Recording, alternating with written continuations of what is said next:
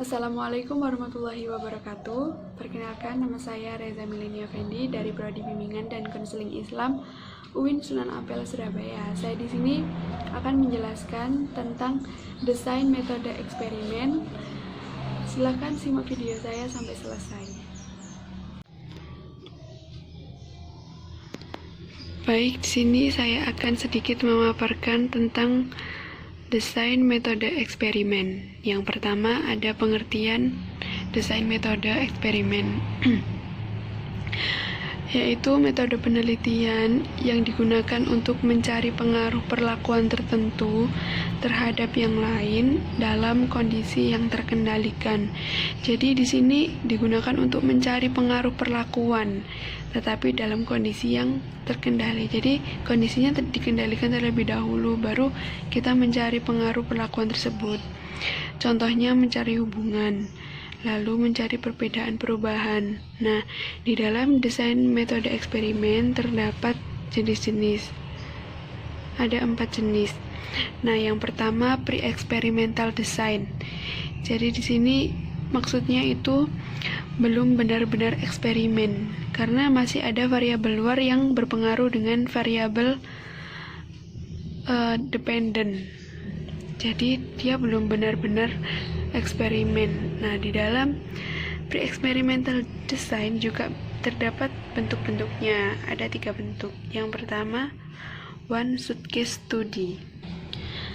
Nah, one suitcase tadi ini desain yang paling sederhana. Desain ini digunakan untuk meneliti satu kelompok. Nah, dengan diberi 1 kali perlakuan dan pengukurannya juga dilakukan 1 kali. Jadi one suitcase tadi ini desain yang paling sederhana. Lalu yang kedua ada one group pre-test post-test design. Maksudnya di sini itu melakukan 1 kali pengukuran di depan, atau yang dinamakan pretest sebelum adanya perlakuan. Nah, setelah itu dilakukan pengukuran lagi, itu yang dinamakan post-test, maaf. Nah, ini ada desainnya. Lalu yang ketiga, intact group compression. Nah, maksudnya di sini itu desain ini terdapat 1 kelompok yang digunakan untuk penelitian. Nah, jadi ini hanya 1 kelompok yang digunakan untuk penelitian, tetapi 1 kelompok ini dibagi 2, dibagi setengah-setengah. Nah, yang pertama, yang setengah kelompok pertama itu digunakan untuk eksperimen atau yang diberi perlakuan.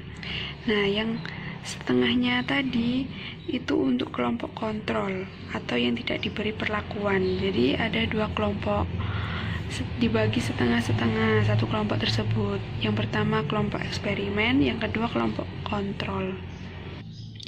Lalu jenis yang kedua ada true experimental design.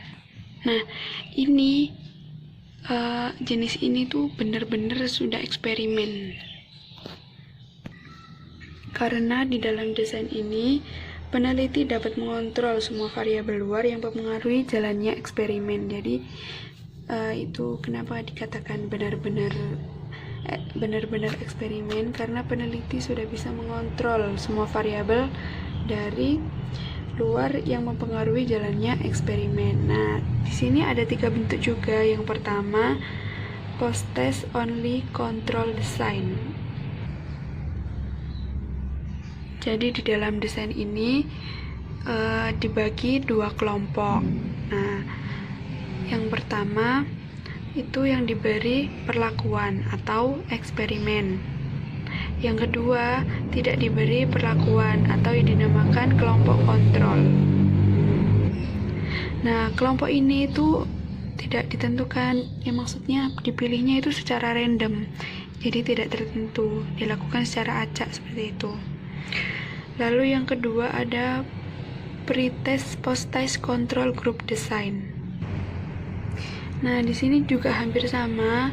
Jadi ada 2 grup dipilih secara acak. Tetapi bedanya di sini diberi pretest perlakuan diberi pretest untuk mengetahui keadaan awal. Apakah kelompok pertama dengan kelompok kedua ini adakah perbedaannya, seperti itu. Lalu yang ketiga ada the Solomon for group design. Jadi ini dibagi 4 kelompok.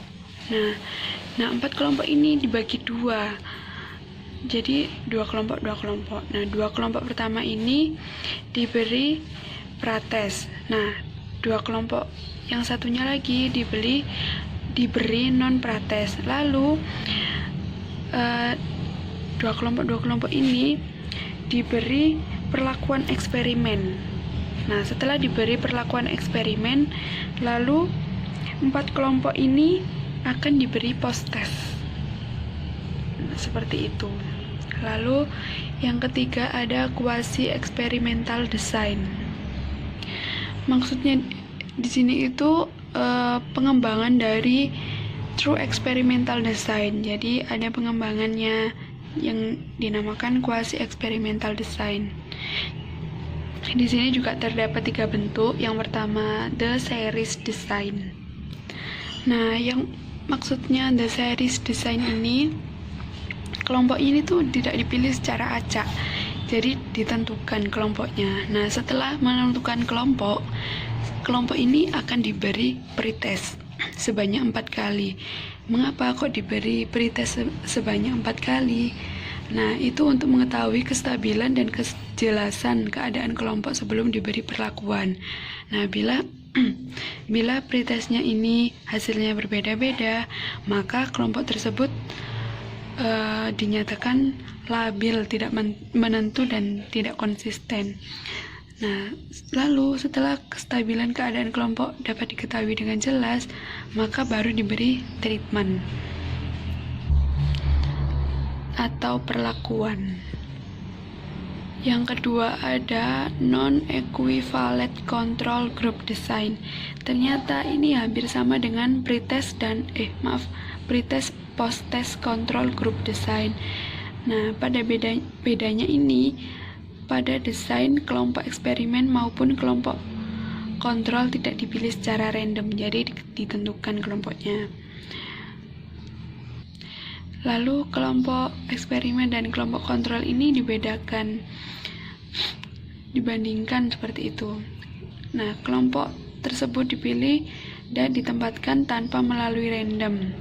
2 kelompok yang akan diberi pretest, kemudian diberikan perlakuan, dan terakhir diberikan post-test. Lalu yang ketiga ada counter balance design. Maksudnya ini semua kelompok menerima semua perlakuan, hanya saja dalam urutan perlakuan yang berbeda-beda. Jadi secara random gitu. Nah, ini juga yang terakhir factorial design. Nah, di sini ini benar-benar eksperimen karena di sini ada variabel moderatornya.